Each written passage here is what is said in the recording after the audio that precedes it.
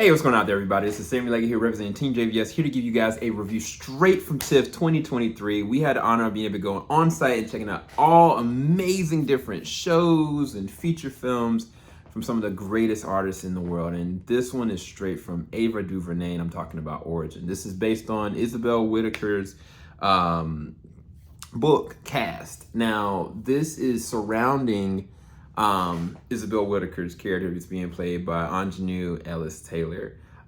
She is a prolific journalist slash just finished a Nobel Prize winning book. And in this context of the story, Ava is adopting not just the book Caste and the concept behind it and the construct of understanding racism versus a different system of how all this possibly can be tethered together. Now, I'm gonna just let you guys know this up front. I'm basing my perspective of this film based on the film, not my perspective of the book.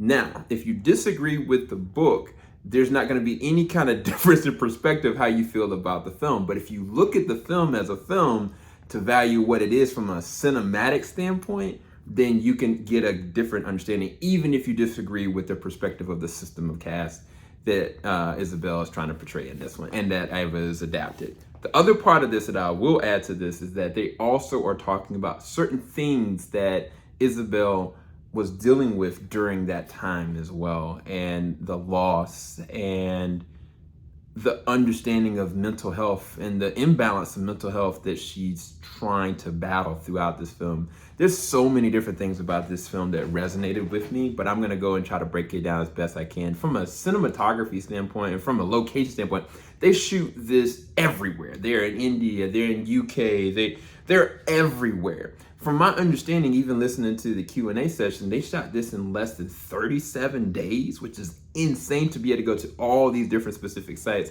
And Aunjanue Ellis-Taylor, she is amazing. Easily Oscar-worthy performance, but from so many different varying degrees. Niecy Nash is in this one. She is amazing. She touched my heart in so many different levels. Jon Bernthal is in this one. Who else? Nick Offerman is in this one. Blair Underwood is in this one. There's a slew of amazing artists. And Vera Farmiga is in this one. But it's the relationship with the cousin that's Niecy Nash is playing that goes with Aunjanue, that they're, oh my God, there's so much like sisters. And so many different things that are going on and how they're actually framing it, because a lot of the time Isabel's character she's all over. Like, she's trying to get an understanding of how she wants to write this book. She doesn't know if she wants to tackle this. One of the first images that you see is the Trayvon Martin situation. I'm not gonna spoil this, but this is very hard. Like, emotionally, there's so many different levels of trauma, hate, discrimination, in my opinion, blatant racism, and you have to reconcile that within your heart. But the way that Ava is showcasing it is with so much tact that you would almost say it feels close to being soft or borderline, but it's not. Like, it is very there. Like, if you know every single thing that's happening, that's showing these different displays of trauma, whether it's in India, whether it is taking from what the Nazis did with the Jews, what happened with slavery, what's happening currently right now, all those different levels of hate and violence and discrimination, all those different ways of portraying those are just amazingly displayed on so many different levels. But it's the thing that hit me emotionally was loss. I've dealt with a lot of loss in the last few years, and loss is not something you just like bounce back from. It changes you conceptually. Like, different parts of you change, and when it's back to back to back loss, you don't know how to either one, move forward, or run away. It's like you're sinking.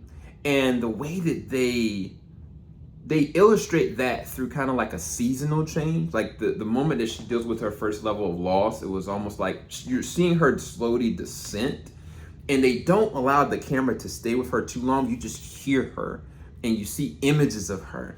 And there's so many different great iconography shots that by the end of this film, there's a moment that's kind of a flashback for another individual, because she's interviewing different people that deal with different traumas.